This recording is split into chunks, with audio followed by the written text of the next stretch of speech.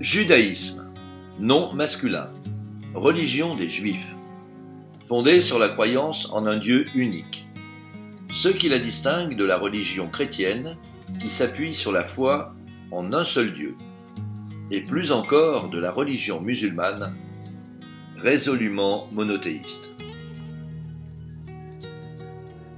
Kamikaze, nom masculin, mot japonais signifiant tempête providentielle. Exemple, après dissipation des brumes matinales, les kamikazes viendront réchauffer l'atmosphère au large des côtes. Par extension, le mot kamikaze a désigné, pendant la Seconde Guerre mondiale, les pilotes suicides japonais qui venaient s'écraser sur les porte-avions américains pour vérifier le principe d'Archimède dans la rade d'Hawaï. En temps de paix, le kamikaze s'étiole.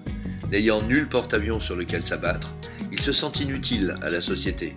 L'envie de se suicider l'étreint. Et, croyez-moi, pour quelqu'un dont la raison de vivre est de mourir, l'idée de mort est invivable. Je ne sais pas si je suis clair, mais ça m'est égal.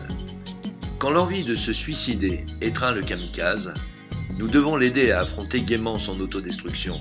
Qu'il est du devoir du chrétien d'assister son frère nippon aux portes de l'au-delà, sans compter qu'un militaire de moins, c'est toujours ça de prix. Pour aider un kamikaze désespéré à en finir, il suffit de le mettre au bord d'une falaise et d'imiter le cri du porte-avions. Aussitôt, le malheureux se jettera dans le vide, les bras en croix, en imitant le cri du chasseur bombardier équipé d'un moteur de 960 chevaux et en hurlant « Banzai !», ce qui signifie littéralement « hop ». La femelle du kamikaze s'appelle la kamikazette. Plus fluette que le mâle, il suffit de la pousser du haut d'un tabouret pour qu'elle plonge sur la moquette en imitant le cri de l'ULM et en hurlant les mêmes conneries, mais un ton au-dessus.